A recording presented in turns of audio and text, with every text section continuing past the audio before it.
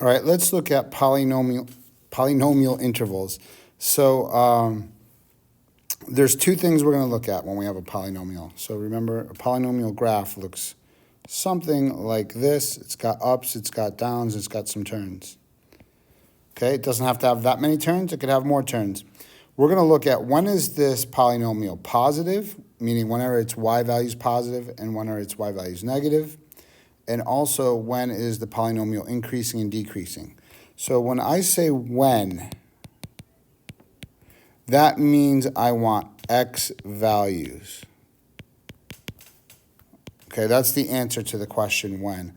So when I say when, I'm saying on these x values, the y values are positive.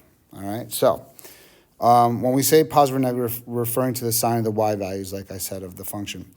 The positive regions of the function are those intervals where the function is above the x-axis, and it's where the y values are positive. That's where that is, not at 0. So right on the x-axis, like here and here and here, those y values are 0, so they're neither positive nor negative. But positive y values will be up here in the yellow area. Right up here in the any point like here or here, those would be positive points, right? Negative regions of the function will be below the x-axis. So the x-axis is nice. It divides the y values into positive and negative for us. So the negative values will be all the points or all the parts of the polynomial below. So in this picture here, these are negative polynomial y values. These here are negative y values, and these are negative y values. Up here, these are positive y values, and these are positive y values.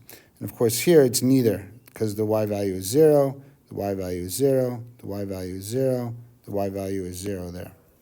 All right, y values that are on the x-axis are neither positive nor negative. The x-axis is where y equals 0. Remember, these points where y equals 0 are called several things, like the x-intercepts, we call them. We could also call them the zeros because they are the x values where the y equals 0, or they have this name roots as well. We'll talk about roots maybe at a different time, a little more in the future. Okay, although positive negative refers to the y values, when we make the intervals, we're referring to the x values. So this is the when. When we say when is a polynomial positive, we're referring to the x values.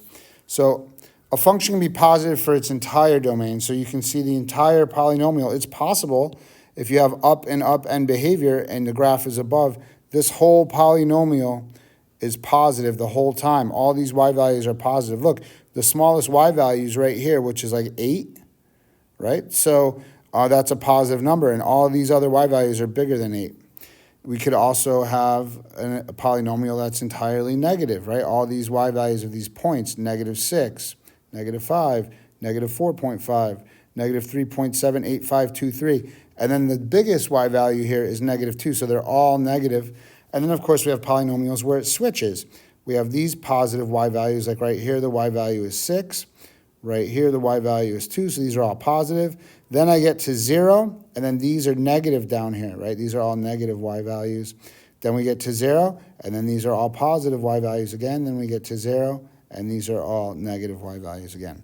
So for a function to change from positive to negative or negative to positive, it must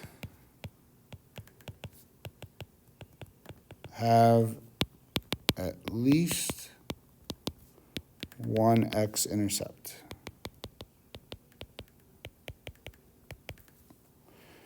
In other words, it must cross the x-axis.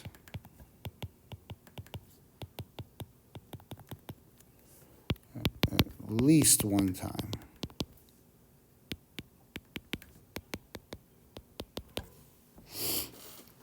All right, so let's move on here and look ahead. All right, so determining the positive and negative intervals from a graph.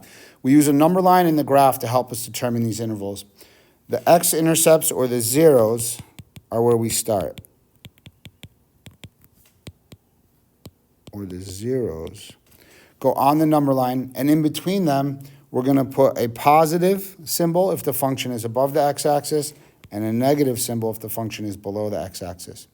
Then we will write the intervals in proper notation. So we want to eventually write the intervals. So you can see that this graph, this polynomial here, is positive here and positive here. We want to be able to write this out in interval notation. We use a number line to help us along the way. So I like to draw it right below my graph because it matches up nicely. But you could draw it anywhere you like. We always start with the spots where the polynomial is neither positive nor negative. That's where it's equal to 0. And we're going to put those numbers on our number line. Now, remember this number line is the x-axis. It goes the same way as the x-axis because when we say when, we're going to give x values, right? And the furthest most x value is negative infinity, and the rightmost x value is positive infinity. Now, we are going to put a breakpoint at 3 because we have a 0 there, right? The y value is neither positive nor negative. I'll say y equals 0. Here we have another one at 0 because when x is 0, y equals 0. And then we have one at 3. Oh, this was a negative 3. Then we have one at 3 when y equals 0. So we have negative 3, 0, and 3. Those are our x-intercepts or our zeros. Okay, now above here, we're going to say that y is positive or y is negative. So on this portion, all these x values, so these are all the x values here from negative infinity all the way up to negative 3. All these y values here are positive, positive, positive. I'm looking at the y-axis here, right? So these are all positive y values. So y is positive on that interval. Now, we drop below the x-axis, and for all of these, our y values are negative. So we're going to say y is negative. Then at 0, we go back to 0. So we can't say negative there anymore, right? It's just 0. So we can't say negative. Then we go back down below between 0 and 3 for all these x values. When x is 1, we have a negative y. When x is 2, we have a negative y. So all these x values between 0 and 3, we can say y is negative again. Now, once we get past 3, all these x values past 3, so 4, we come up here on the graph, we have a positive. Even if I go over to 7, we go all the way up here on the graph, and we have a positive y value. So for all these x values, the points on the graph have positive y values. So we say y equals positive. All right, so now we want to write our positive intervals out. So our positive intervals are the x's, right? So here's where y is positive, on this interval and also on this interval. So we're going to start from the leftmost x value and end at the rightmost x value for this positive interval. So starting at x equals negative infinity and ending at negative 3. So from negative infinity to negative 3, that is a positive interval, okay? And we never use closed brackets for these increasing, decreasing intervals. Oh, sorry, for positive, negative intervals. So that's nice. Or I'll say it this way. I'll say what we do. We always use open.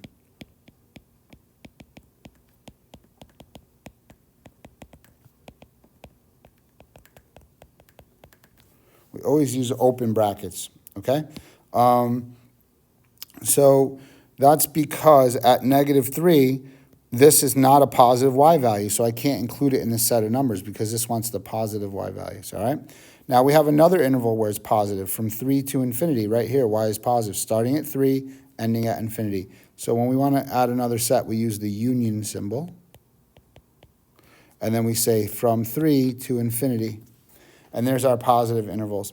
Our negative intervals are right here. So from negative 3 to 0. I always do left number first, then right number. And then 0 to 3.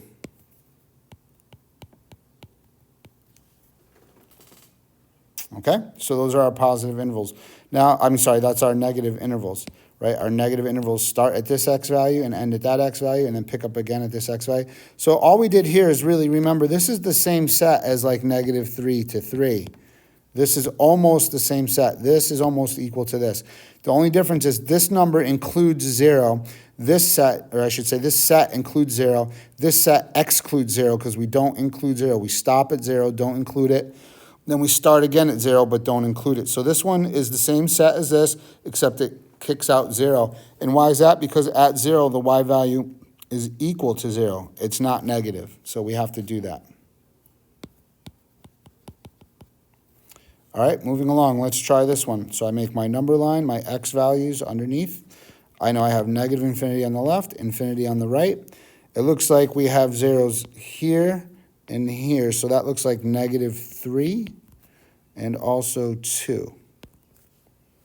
All right, so let's see what's happening. From negative, on this first part of the graph, this first section, all our y value, oh, I'm sorry, I'm supposed to say at these x values, y is equal to 0. Okay, so on the first portion of the graph, which will be represented by these x values, the y values here are all negative, right? We're all below the x-axis, so y is negative. Then we touch 0, and then we go negative again, so all of these down here, these are all negative. From this x value to this x value, they're all negative. From -3 to 2, all our y values are negative again.